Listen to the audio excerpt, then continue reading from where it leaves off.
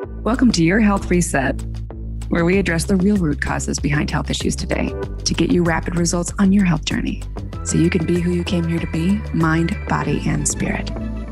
I'm your host, Sinclair Kennally, survivor of complex chronic illness, expert on resolving root causes, and co-founder of Detox Rejuvenation and Meditation RX. Let's get started. Welcome back to another episode of Your Health Reset. I'm your host, Sinclair Kennally, and today we are talking about one of those bad words that we all are taught to shy away from, especially in the healing process and especially in the personal development world, which I find so fascinating. And that is the state of anger. So we could title this episode, How to Work with Toxic Anger and Release It, or we could title it The Healing Power of Anger. Both are accurate. So I know anger is a scary word, and it's a very misunderstood state. And more often than not, I still see anger being vilified in these personal development and healing modality circles. And I really want to unpack that today because I have a very different take on it. And I think that your anger is there for a reason and that we should respect that and work with that energy. Because there's a great power in anger, especially when it's respected, when it's honored, and when it's used well. It's a very useful emotion. Anger could be considered our pathway out of feeling powerless. And yes, anger can also be a sign of heavy metal toxicity or overwhelm driven by parasites, mast cell activation, etc. And those are really important to discover and unpack for you, and we will do that in other episodes. But today we're just talking about the healing power of anger that is actually yours, real anger. And it's great. It's high energy. It's this awakening of life force within that helps you to move energy and helps you to make a change. And if you deny it, it's very painful and can lead to depression and even illness, or keep you sick if you're already not well. So if you stay with anger, it's not the best place to make a decision from. Like, you can probably point to a few decisions in your life that you made angry and they kind of felt half-cocked, right?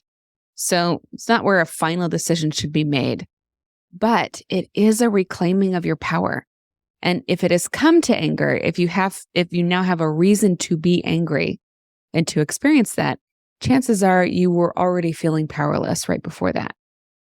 And if that's the case, anger might just save your life and set you free. So we talk about this a lot in our Rapid Reset courses, and I just wanted to unpack this with you today. I will be the first to tell you I was not historically known for letting go. I do not naturally have a forgiving temperament. I am very generous and very loving, but I'm not very forgiving naturally, and there's a very big difference.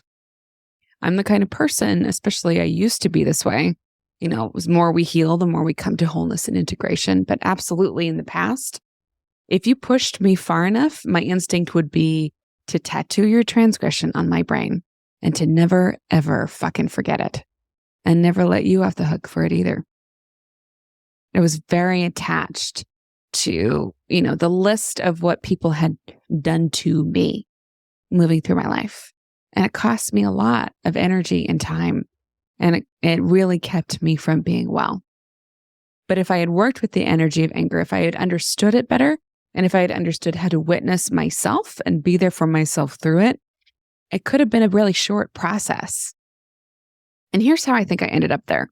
It's stuck in this cycle. And I wonder if this is resonant for you too, because so many people that come to us to deal with their chronic conditions, they could be really high performers in life. Man, they're running circles around everybody else. And yet they really do not feel like themselves. They don't feel like they're reaching their full potential. And they're really tired of carrying the burdens for everybody else. So I was definitely that way. And I was very attached to being the one who is there for people, so to speak. And the flip side of showing up for people and valuing being there for others and being attached to being seen that way and feeling like I was earning my place and earning love for being the one who is there is that I often stayed too long. I held on too tight. And yeah, I accepted uneven relationships with crumbs for me and a feast for the other.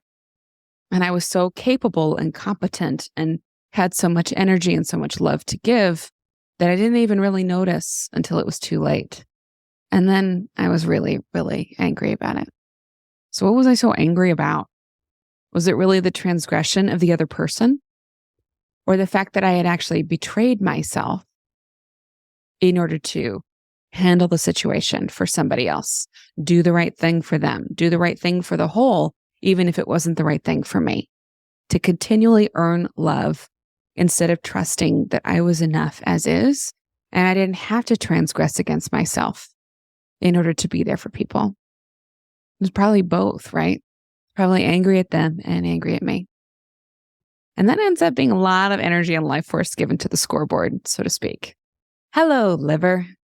That's where the liver comes in, because we all have places where we can store in the body experiences that we are not in a position to fully digest, experience, and release at the time of their occurrence. And the liver is just one such place. It can hold for us a tremendous amount of our own anger, and which is great in the short term, but really toxic in the long term. So the liver will hold anger for us, as we understand from traditional Chinese medicine, and the gallbladder can hold resentment for us, which is, of course, a very closely related emotion. So for a long time, I would even say decades, I was really struggling with feeling transgressed against all the time. And I was so angry about it. And one of my greatest mentors taught me this reclamation statement. I would like to be loving, but if you fuck with me, I will kill you. And he used to take women through a sword ceremony, reclaiming a fierce and ageless power that is our birthright.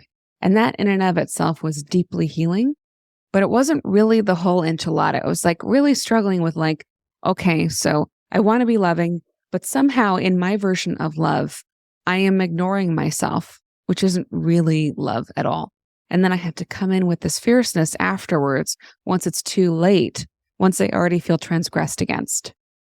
You see my point? Anger is extremely useful for saving your own life when you feel powerless, when you feel like you have to give away your power in order to maintain a relationship or to survive, which is absolutely what I thought my rules were in life. I thought those were my only options. So interesting, right? So let's unpack that a little further, because there's a great power in anger. When it's honored, when it's respected, when it's used well, it's a super useful emotion. Anger is our pathway out of feeling powerless. I used to say to women all the time in my teaching, as women, we're taught that it's not okay to be angry, and it's definitely not acceptable to express it. But actually the same is true for men, ever more so in our culture. To be evolved, even to be a good citizen, to be a leader, you cannot actually stand up for yourself. It's a very weird set of rules set up for men now. So your rights, even your family's safety, you're not allowed to express any anger. There's such a small range of accepted behaviors. You must appear well-reasoned and calm at all times, or you're immediately dismissed and censored. That is such a fast road to powerlessness. I would say all genders are getting affected at this time. All expressions of gender, shall we say, are absolutely getting hindered. So it's not specific to any type of person at this time. I believe that we really lost the art of being angry and experiencing it, understanding it, and moving through it in our culture. And we've certainly lost the capacity to witness it without vilifying that person. So I believe to heal ourselves, especially in today's culture, and especially in today's epidemic of chronic illness, we really have to reclaim our ability to experience and use anger, to understand it, to respect it, and in doing so, reclaim our phenomenal personal power. And yeah, our ability to be our own advocates, which might just be the thing that saves us all. Using anger to reclaim our ability to be our own advocates. Because the more we put off accepting and moving through our anger, the weirder we get, right? And guess where anger gets stored in the body? That's right, the liver, as we mentioned earlier. So Michael and I created our rapid liver reset protocol to help people move through this physical stagnation in the liver and to flush out this toxic bile and the stones, and also to release the stored emotions. I'll give you an example of what that looks like in practice as anger is leaving the body. So if you prepare the liver correctly and you use several weeks to break up stagnation to support your drainage pathways, and then you ask the liver to let go in a controlled flush, you can experience quite a release of emotion that can feel a little overwhelming during the process, but with some simple tools, it's easy to regulate the nervous system through it, and it can be very short-lived. And you can get out anger that is decades old. It's like we had a client in his late 30s that was on his second, probably his third liver flush with us, and he was absolutely overcome with anger at his mom pretty much the whole day of his deep flush. It literally just consumed him, and he was just radiating off of his entire body. He had to rock himself on the carpet of his bedroom and just scream and cry with rage and pound the floor. And he just had to get it out of the body. And he would have told you before this that he was fine. He was a little resentful, but that he's fine. I'm fine. He had I'm fine-itis. And then through this liver flush process, he got to finally become present to all that anger that had been stored in his liver. It's an old anger. It's not a new one. But because it wasn't okay for him to process it at the age it first occurred, he didn't have the tools, and it wasn't safe for him at the time to work through this anger, to express it or move through it. It got stored. So on the other side of this flush, he had a total breakthrough with his mom, which was who most of the anger was directed at. Back from his teenage years, when he did not know how to stand up for himself, and when he felt it was really scary to be in his household, it felt chaotic, felt like he had no voice, and he was getting pushed around a lot. It was a really good thing that he did this flush at the time he did, because tragedy struck his family shortly after. And it was this fresh release that created room in their relationship to help them navigate that tragedy together. So Michael and I were no different. We both had a lot of anger to work through. And we started exploring this more and more out of a personal necessity than anything, to be honest. And I don't mind telling you, and this is a trigger warning right now, you need to stop this episode if you are easily triggered. Because one layer for me that I think it's important to share with you now is that I was very angry with my rapist.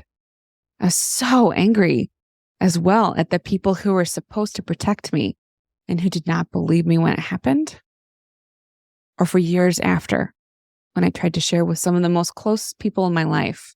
I thought they had earned my trust, and then they wouldn't be able to hold the space for me. And I got really, really into despair about it. But underneath that despair was a lot of anger. The despair was the more socially appropriate emotion for me to show or even be aware of myself. And underneath that, lots and lots of anger.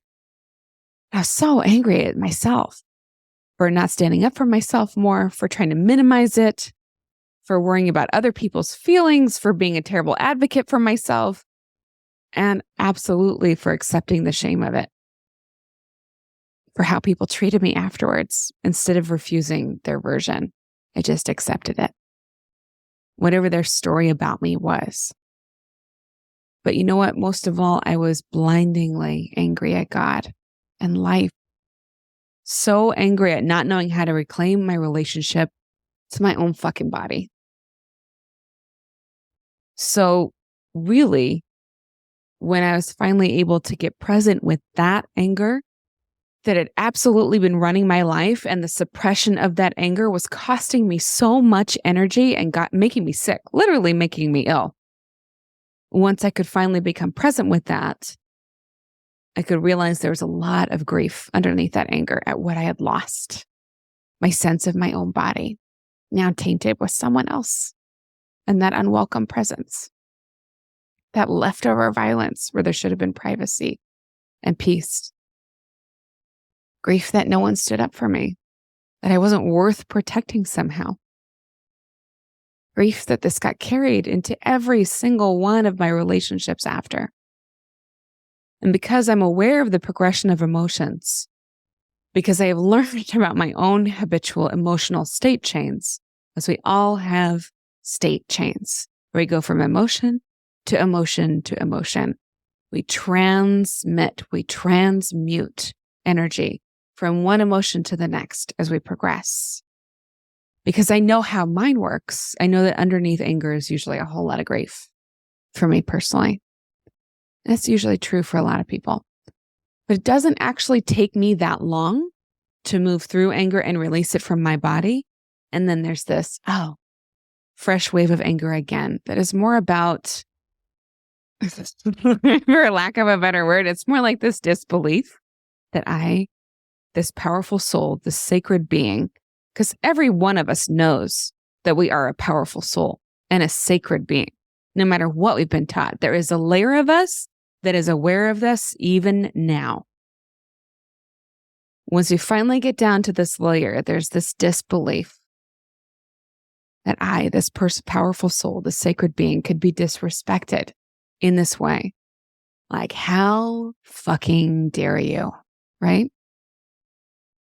And I think this is the layer that's so hard for people to get at, because there's a lot of drama over the top of it, of these other more pedestrian angers and the way we stuff those down and then like cover it up with like depression and these more acceptable emotions. But underneath it is this almost regal sense of being divinely revered as this whole beloved soul. And this total disbelief that we could have such a profound experience of someone treating us in a way that doesn't match that awareness of our higher self, that awareness of how unviolatable we actually are. If there's an experience that doesn't square with that deepest truth, that is where the anger is, that does not go away until you square with it, until you get present with it, until you move it through, you feel it, and you let it go. So this anger was me saying, no more. No more transgressions. I am done. D-O-N-E done, as my aunt used to say. And one of my favorite people in the whole world that passed away because she couldn't actually express her anger very well, which is absolutely devastating. So I hope for you that you actually are able to get present with it, that you've made it this far into this episode because you're actually really fucking brave and you are curious about what anger can do for you. And you do have hope that you have total access still to this magical, whole, inalienable experience of you, this beloved child of God. No matter what has happened along the way, no matter what you've done along the way, no matter what's been done to you along the way. So I often remind myself, and I invite you to do this too, that anger is life force awakening in the body. And anger held on to is power misused. I'm going to say that again. Anger held on to is power misused. It's costing you energy. And the more energy you spend and waste on pushing down your anger to be more socially acceptable, to maintain the status quo, that's a lot of life force to waste and abuse so that you can't actually create the life you want. So anger that is nurtured and sustained, like that takes work, man. Anger is supposed to be a short-term flash, a rising up of life force that moves through into the next emotional state pretty quickly, or reveals the grief underneath, or gets clarity on the thing that needs to happen next. It is not supposed to be sustained over the long term. And if you're nurturing it and sustaining it, you're often doing that to like keep yourself sharp for the next transgression when that occurs against you. As a horrible meditation to go through life with. And let's take it a step further. What's another way that you could use anger that could be really detrimental to your health? Well, you could direct it at yourself because it's safer to direct it at you than it is to direct it at others. This is a form of self-harm. I see this in young women often, where we end up cutting ourselves versus actually standing up for ourselves because we don't know how. That's what I was doing when I was 13, 14, 15. And I know a lot of women who did. So anger directed at yourself, it's a form of self-harm, and it's almost because it's safer to direct it at you than it is to turn it outwards. An anger that is stored in any fashion is very toxic to the human body because it invites stagnation. In fact, it requires stagnation. And the body and soul want to be in a state of flow. So as you learn to stand up for yourself more, there's going to be a period of messiness. That's okay. Whoops. That means you're doing it right. People closest to you may not enjoy the process. That's okay too. Truth be told, even our closest relationships find it easier to be around us when we feel powerless and depressed and when we are stuffing down our anger instead of acknowledging it and respecting it. We're simply better behaved when we are too depressed to express our anger. So no one's going to do this work for us. You see my point? Even the people who love us the most are going to shy away from this anger in us. You have to respect the energy of your anger. You have to tell yourself, this is good. This is my life force. And I am reclaiming access to my life force with this feeling. It is safe for me to feel how powerful I really am. It is safe for me to feel how powerful I really am. And just become aware of the location of anger in your body. Instead of judging it or pushing it away or trying to manage it or force through it or stuff it down, just notice, okay, whereabouts is the anger in my body right now when it's right there like that? Notice the size, notice the shape, notice the location. Is it on the inside of the body or the outside of the body? Just be aware. And there may be other related emotions, right? Blame and irritation are common, resentment, right? The stupid transgressors who are the targets of your anger. That's super common. It's a weird side note. Blame is actually a less disempowered emotion than anger. Isn't that interesting? So you might go from depression to rage to weird fantasies of revenge that last for like a second, into anger, into blame, into frustration and irritation, then into like a release. And then just kind of slightly overwhelmed, right? Where you're in this almost neutral place. It's a lot safer to do when you're curious about the anger. Then it can move so much faster and you get to maintain access to the life force instead of negating it. So this is where you get to reach for evidence that you're already powerful, that your body will actually believe. So don't make shit up about, oh, I'm so powerful if you don't believe that. Look for evidence in your life that you're super powerful. And it could be something really dumb. Like, I'm really good at organizing a calendar, right? Or I'm great at doing XYZ. I'm super powerful because I can get through a grocery store in less than 20 minutes. It doesn't matter what it is. It can be super mundane. It's not about you overthrowing a government, although sure, if that feels right to you, I'm on board. You standing up for what is right, that's great. But it can be super mundane stuff that you are powerful and in charge of your own life, that you have agency, that you have access to your life force. Maybe you're a strong communicator. Maybe you're just really good at something that you have to do on the daily.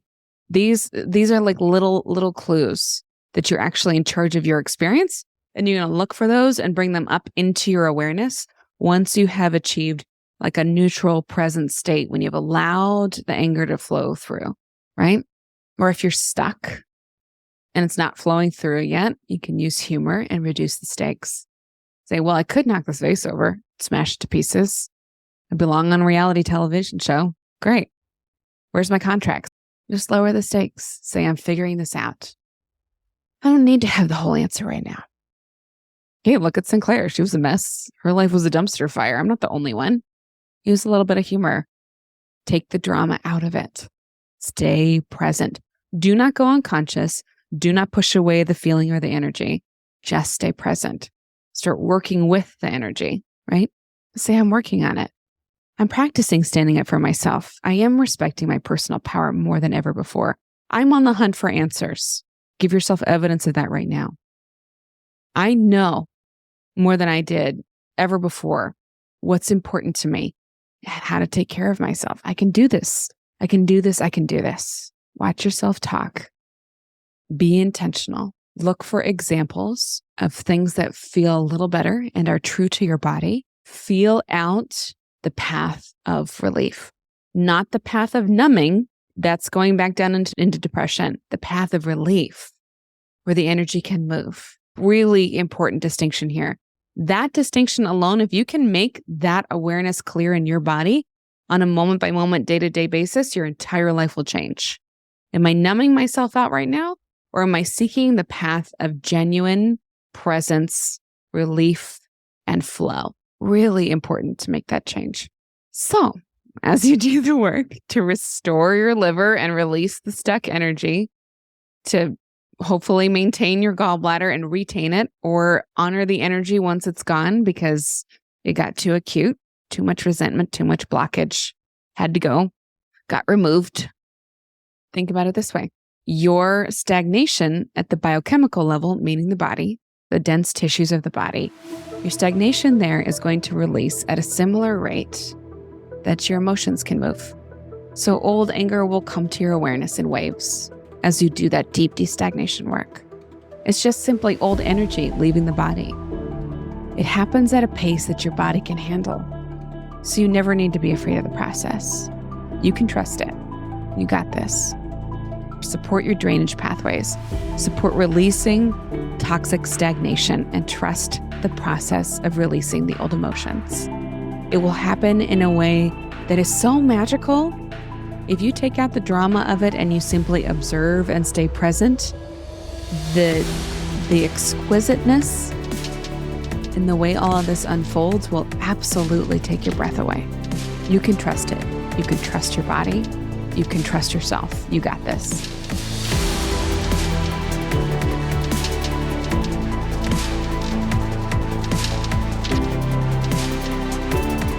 Thanks for listening. Go to detoxrejuvenation.com to find the links in the show notes to everything we covered in this episode. Please subscribe, review, and share with other humans who need this precious information. Let's help each other. Until next time, love, Sinclair.